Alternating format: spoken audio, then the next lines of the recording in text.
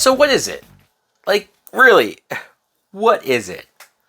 Is everybody too afraid to tell Tyler Perry that he sucks as a writer, as a director? Like, does everyone just rely and depend on him for jobs, and so they just don't say anything? Nobody reads these scripts and tells him, motherfucker, this sucks. We can't put this on film. Nobody will say anything good about this bullshit. He's got that B-boy stance. That B-man stance. Hello. What is up, everybody? My name is Mike Brown, aka Review King MB, and let me not pretend. Let me not act like I went into this movie expecting something good or expecting something that, like, yes, this is going to be on my best of the year. No. Not that long ago, I did a Tyler Perry marathon watching like all of his movies for the first time, and maybe that has also colored my opinions on his films or he himself as a writer director, because this movie, Divorce in the Black, is a 2024 film. It's an Amazon Prime movie, so at least we now, in more recent years, are not having to go to the theater to see his movies. He's not expecting you to pay whatever ticket prices are. Nowadays, you can watch a lot of his recent films on Netflix or Amazon Prime. You don't have to leave the comfort of your own home.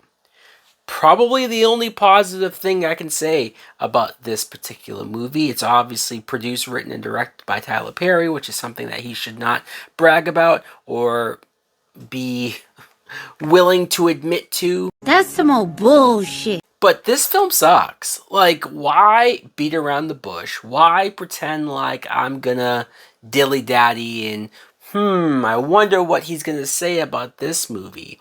Like I said, I went into this movie expecting it to be bad, but did I expect it to be this bad? The very beginning, the first 5 minutes of this film takes place at a funeral in a church. And of course, Tyler Perry movies equal church. I'm not surprised that there are church scenes, multiple church scenes in this movie, but to start the movie off right off the bat, in your face, we're in church, I'm like, all right, shit, here we go, right into it. But then he takes the volume and turns it all the way to 1,000. Whoever this funeral is for, you see the family of this person who was in the church, and the pastor is saying fucked up shit about the dead body, saying he's going to hell, saying he's a terrible person. What? No. Come to find out, long story short, the pastor is the father of Megan Good's character, who is the main character. And the person who died is the brother of Megan Good's husband, and the families don't like each other, and they get so mad over what the father, the pastor, is saying that the mother of Megan Good's husband yells, freaks out, and is angry, and tells her sons to take the dead body out of the casket and carry his ass out of the church. We will go bury him on our own. I thought, what the fuck are we doing? Really? Really? Not only is this crazy, but to start the movie off this soon with this level of crazy, is that what we're about to do right now? I know not too long ago, what did we see? Mea Culpa and whatever other Tyler Perry movies that I have seen recently, and they've all gone over the top, right? They've all just lost their fucking mind. But I could not believe how quick we were in it for the bullshit. And then Megan Good's character, she plays Ava, and it's hard for me to feel bad for this girl. I mean, in a lot of ways, of course, I I don't endorse domestic violence or even emotional mental abuse from the husband. Like, obviously that's bad, and obviously, yes, that does go on in real life. Like, again, this isn't me trying to be naive about it, but it's tough for me to see somebody who looks as fucking gorgeous as Megan Good, who is putting up with the bullshit that she's putting up from her husband. Again, yes, sure, it can happen. Hell, I think Megan Good in real life is dating Jonathan Majors, but who knows? Maybe he's innocent. She has to sit around and just take the abuse. I mean, this guy, this husband, who Dallas is the character's name, played by Corey Hardrick.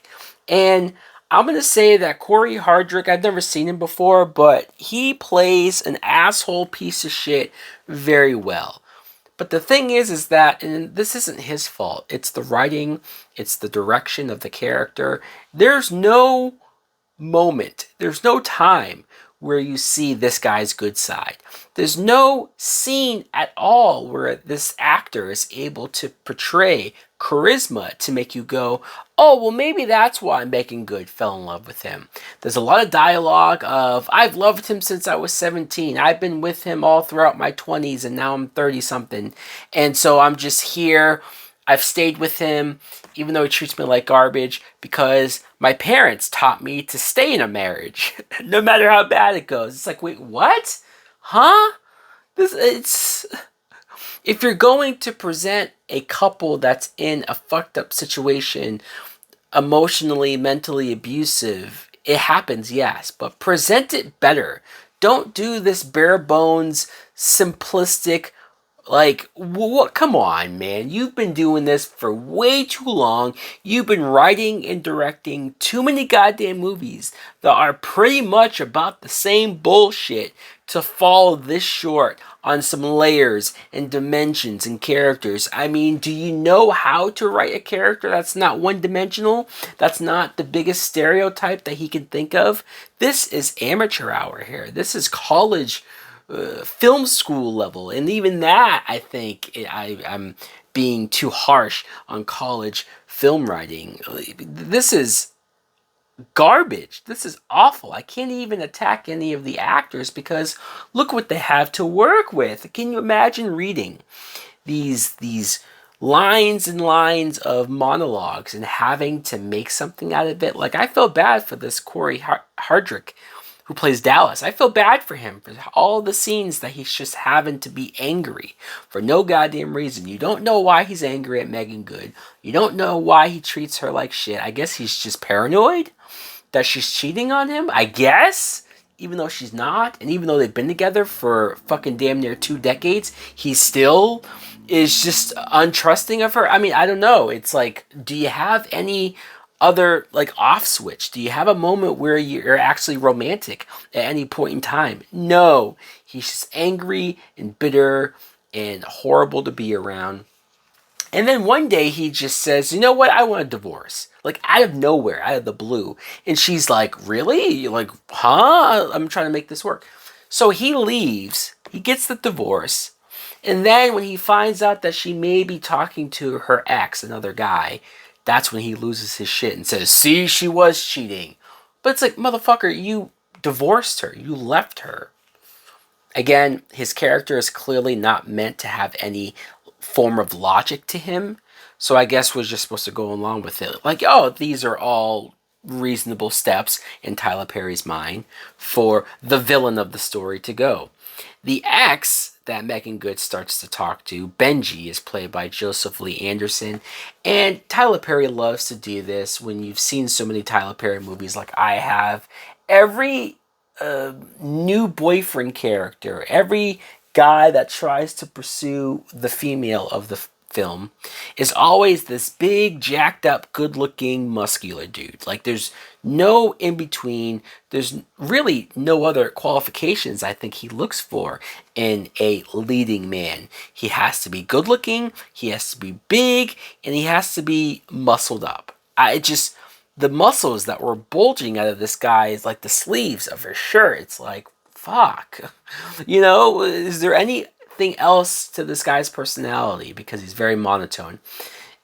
Other than he's a tall, good-looking guy, because otherwise there's no chemistry really with anybody throughout the entire movie. Right? There's nobody that I ever buy that they're falling for each other. Again, the dialogue is terrible. When the ex does what he does, I'm talking about the ex-husband, when he shows up and is stalking her almost everywhere, he comes back to the house. They don't explain how he's able to get into the house because she changed the locks. He's just able to do it. He goes to her job at the bank and just sits out there for hours, I guess, waiting for her. And whenever they try to go to the police and say, hey, he's stalking me, he's doing stuff, hey, we're pretty sure that he attacked this person, or we're pretty sure that he killed some animals, the sheriff goes, well, do you have proof? Huh? Proof? You mean you're not even going to go and investigate yourself? You're not even, like, you want the victims to give you the fucking evidence to prove without a doubt? They're not in court. That's not what the lawyer, that's a lawyer thing. The cop at least has to do something. Fuck. I mean, I guess Tyler Perry tried to have a presence of law enforcement, but when you write them to be this incompetent, you almost feel like you should just say, cops don't exist in this world. You would have done yourself more of a service to just say there are no cops here. This is the purge land. Like, everybody can do whatever the hell they want. I would have had more fun with the film because there are moments that are so ridiculous and so goofy that I did laugh a few times, especially over the Dallas character just constantly showing up to start shit with people and telling everybody to fuck off, even random people who are just watching him. But the movie's over 2 hours long, and that's too goddamn long. There are other points of just dragged out scenes of nothing happening, and it just feels like Perry wants to hit that certain length so that he can be like, hey, look, I made a real movie. It's 2 hours. This could have been an hour, you know, or if I'm being generous, 90 minutes at the most. And also, as crazy as this movie is, and believe me, it's crazy, the ending, I'm not going to get into the ending, what exactly happens. I guess we should leave something to the imagination. But it's so anticlimactic. It's so straightforward. Like, the way how this movie starts, the movie starts at like a 12. And then by the time you get to the ending, you're expecting, like, okay, the husband's probably going to do some real fucked up stuff. He's going to turn into Michael Myers and just start killing the entire town. It's like you don't get anything nearly as crazy as even some of the last few Tyler Perry movies.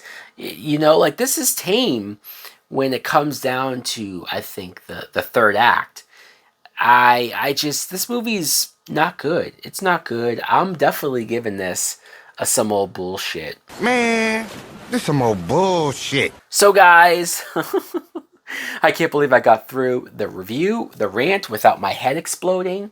I can't believe I sat through the entire film. I did, truth be told, about 55 minutes in, I did pause it and go, I needed a break, right? I needed a break from the Tyler Perry isms. I had to go and do something else. I came back, though. I finished it. Give me credit. Let me know in the comments below if you too saw this Divorce in the Black bullshit. Did you like it? Why? Thanks for watching. Like, comment, subscribe. Later.